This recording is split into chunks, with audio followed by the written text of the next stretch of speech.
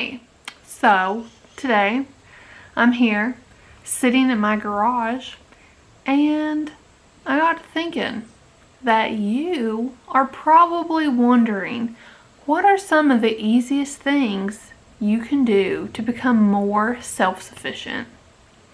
Well, you're in luck. You're in luck because I'm gonna help you. I'm going to tell you some of these things that you can do. They'll all be low cost and easy. And I mean like super simple. Because if it wasn't simple, I wouldn't do it. So let's go.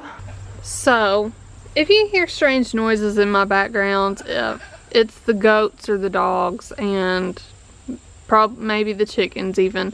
I'm sorry, they're obnoxious today. The easiest, simplest thing that you can do is compost.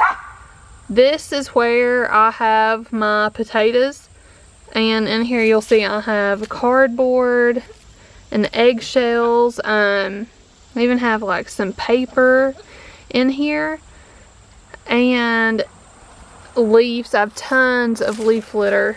I throw a lot of the leaves we get out of our yard in here, and all that does is breaks down and it makes excellent soil. There's tons of things that you can do with compost and it's super easy. So with eggshells, all you have to do is throw them in a bin or out, like I throw them out here. This is right outside my back door and I just can throw my eggshells out here. Some people keep like a little compost jar or something on their counter, but I don't know how that doesn't stink, and I wouldn't compost my house. I mean, you can if you want to, but it's up to you. So composting leads me to another thing that you can do to be self-sufficient that kind of includes composting. So what you can do is have a worm farm. All you need is a container, a dark container, out of the sunlight, dirt, worms, food scraps, so like potato peelings, the ends of vegetables that you don't use, like carrots, zucchini. You can put leaves in here too, and you just want to keep it somewhere cool. And like we buy night crawlers when we go fishing, and so if we don't use them all, we'll just take them and put them in here, and that way we have some pretty consistently if we take like an impromptu fishing trip. And they also make excellent dirt. So what right now I mixed in some other dirt that wasn't too good, but they make really good dirt. So this is a good way to grow plants. And you have fish bait anytime. And you don't even like have to buy worms to put in here if you don't want to. You can just like, after a good rain, you can look under like rocks or stuff you have sitting in your yard, or you can dig a little bit and just find them and just put them in here with like your food scraps. And you want to make sure the dirt is a little bit moist because worms like it a little wet. And another thing about a worm farm is that if you want to, you can actually sell the worms and the dirt that they make. So that'd give you a little bit of income, I guess. So with the dirt that you get from composting, you can use to grow your own food. This is a zucchini plant, and the dirt, I know I got some ugly dirt in here too, but that's okay. The dirt came from the worm farm and the place where I planted my potatoes.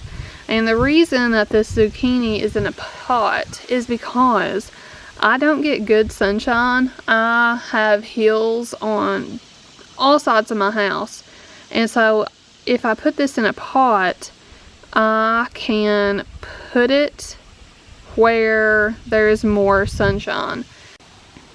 Get a pot and grow some food, and that'll help you be more self-sufficient. So that brings me to my next thing. Like, Jonah, where are you going to get water to water your plants? Let's pretend for a minute that you do collect rainwater. So that would become a great place for mosquitoes to lay eggs and hatch and just be gathered around. And we don't like mosquitoes. We don't want mosquitoes. So what is a good solution to combat those mosquitoes? Goldfish. You can put goldfish in a rain barrel or something, and the mosquito larvae and other bugs that get in there becomes food for them. Just make sure to drill some holes towards the top. That way, if it comes a really good hard rain, that your fish won't swim out of the barrel.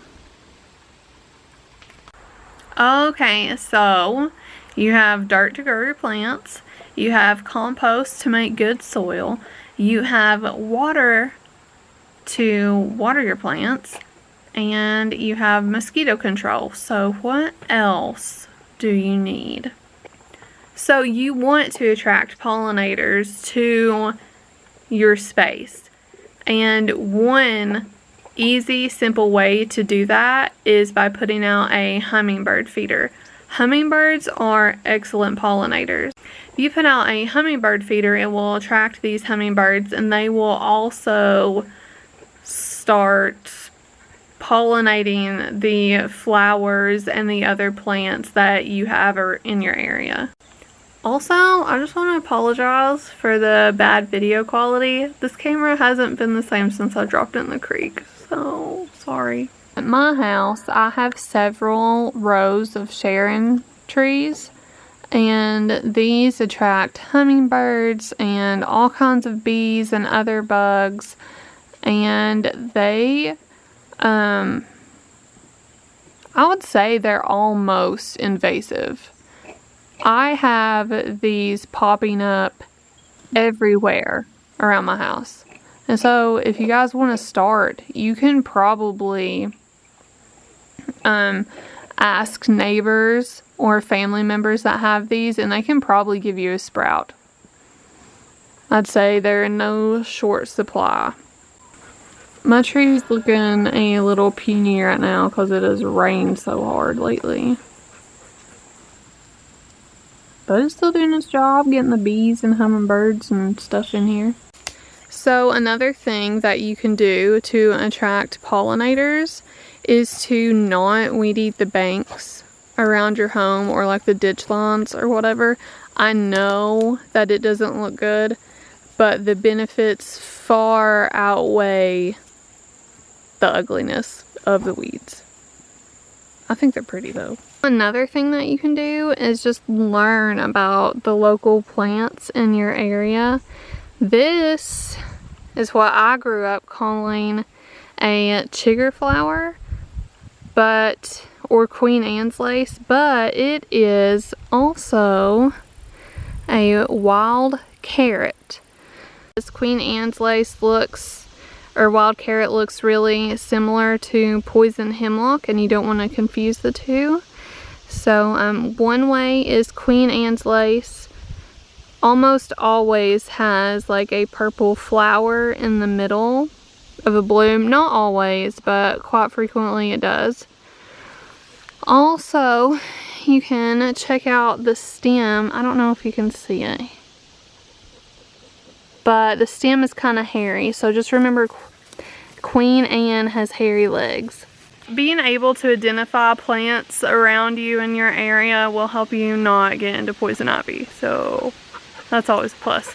Maybe later I'll make another video that'll show you like stuff that's still easy but takes like a little more like time, money, and preparation or something, but until then, I guess I'll see you later.